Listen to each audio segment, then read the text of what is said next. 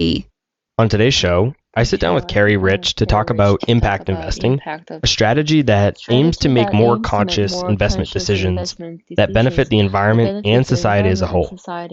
Carrie is the managing director of Global Impact Fund, a VC fund that backs social entrepreneurs who are women and people of color. She is also co-founder of the Global Good Fund, which helps develop young leaders through financial investments and leadership training. Everyone listening to the show is probably the type of person who wants to attain some sort of financial security through investing. I know I am. And that's a great personal goal, but we can't really deny that some things are changing. We're experiencing issues in regards to the environment, society, and governance, not just in the US, but globally.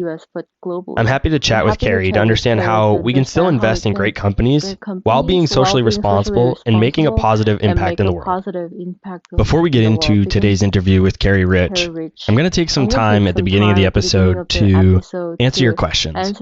I'm super active on Instagram, and if you guys don't follow me already, you can follow me at @TheRobertLeonard. The other day, I took a Q&A on my Instagram stories, and I got over 50 questions from you guys. I get questions in emails all the time, and then in our Facebook group, there's a bunch of questions. So I just want to take some time, answer some questions, do some Q&A with you guys. I know there's a lot of different questions coming in. I want to take some time and include those in the podcast. I usually answer them via email or Instagram or however I receive the questions. But I thought it'd be good to record the questions and my answers in audio form and also include it here in the podcast. So before we get into the interview with Carrie Rich, I'm going to answer some questions, some of the most popular questions that I get from you guys. And I plan to start doing this more. So if you guys like it, let me know what you think. Send me a DM on Instagram and let me know if you like this being added to the shows. If you don't like it, just want to hear your general thoughts. I want to be able to put out more content that you guys enjoy. So be sure to let me know what you guys think. And one last thing before we jump into the show is one of my favorite entrepreneurs. His name is Andy Frisella. He can be polarizing, so he's not for everybody. But for me personally, I like a lot of his content. I like what he's done with his businesses, and I'm big in the fitness space. So I align well with him and his businesses since he is a fitness entrepreneur. But he hosts one of the most popular business podcasts in the world. And what he does as part of the show, I want to replicate. And it's a small piece of it, and I want to do something similar to what he does. And so what that is I'm going to ask you guys to pay a fee for the show. And no, it's not a monetary fee. We're not going to ask you to pay any money to listen to the show. The shows are free, and I expect them to be forever. But what the fee is to tell a friend about the show. That's the fee. If you enjoy the show, if it makes you laugh, if it makes you think, if you enjoy the content, just share it with a friend. For each episode you listen to, if you like the show, share it with a friend. I don't run any advertising to promote the show. We pretty much grow organically through word of mouth. So if you guys are enjoying the show, I'd really appreciate it if you just share it with your friends, your family. You don't have to post it on social media. You don't have to share it with everybody. Just for each episode you enjoy that you get value from, share it with one person and ask them to come check it out. If they ask what you're listening to, just tell them, hey, I've been really enjoying the Millennial Investing Podcast, and that's the fee. Guys, thanks so much for all the support, and let's get into this week's episode. You're listening to Millennial Investing by the Investors Podcast Network, where your host, Robert Leonard, interviews successful entrepreneurs, business leaders, and investors to help educate and inspire the millennial generation.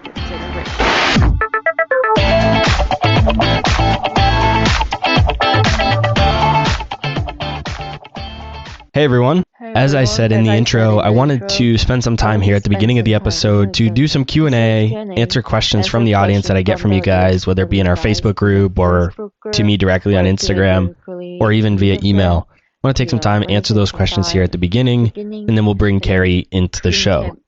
So the first question I've been getting a lot, and the most frequent asker was from James Ripion. James, apologies if I didn't pronounce your name correctly, but your question was, what is your allocation to Bitcoin? And so for me, I had no allocation to Bitcoin for a long time. Kind of my background was back in 2017 when it was about $1,000 or $1,200 a coin. I had bought in one Bitcoin, and being a Warren Buffett investor, it just didn't sit well with me.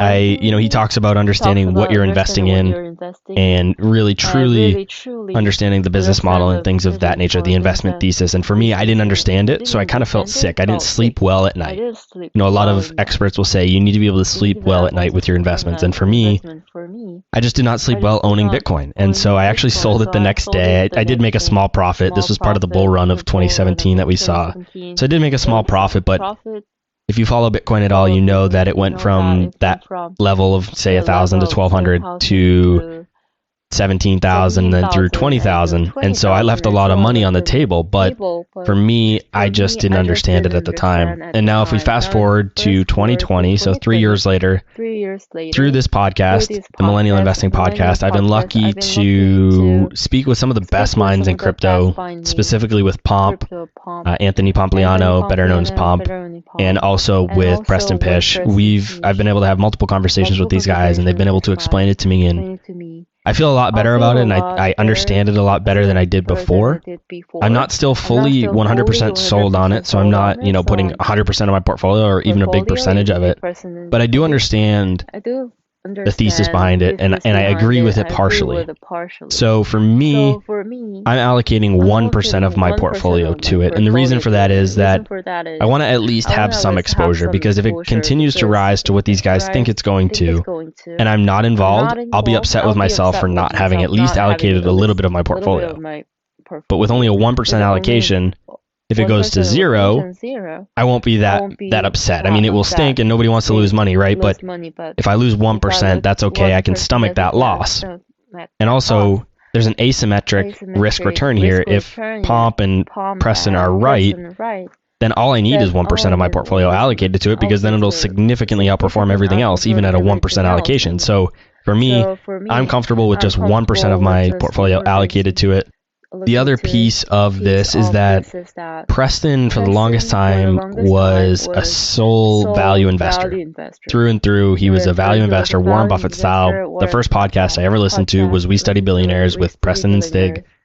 And so I trusted and believed and looked up to Preston a lot. And so to see somebody who has the background and training and intelligence that Preston has, and the understanding of value investing and how long he studied it, to be able to convert to Bitcoin, that tells me there's probably some validity to it. I'm not listening to just some guy on the internet that I don't know their background or anything like that. I know what Preston has studied. I know how much time he's put into it. And I know how much he was a Warren Buffett follower through and through. And so to see him support this, I think for me personally, I need to have at least a little bit of allocation to it. And so I decided back in March, after talking to Preston and Pomp, that I would allocate 1% of my portfolio to it. I think my price is about 4,000 or 4,200 or so around there per coin. And I allocated 1% of my portfolio, and today it probably makes up 8 to 10% of my portfolio, but that's not because I added more to this position. It's because if you look at the price today of Bitcoin, and I'm recording this on November 24th, 2020, it's about 19,000. So going from 4,000 to 19,000, that's almost a 5x. So as that increases, it's going to take up a bigger percentage of my portfolio. So I haven't allocated anything additional to Bitcoin.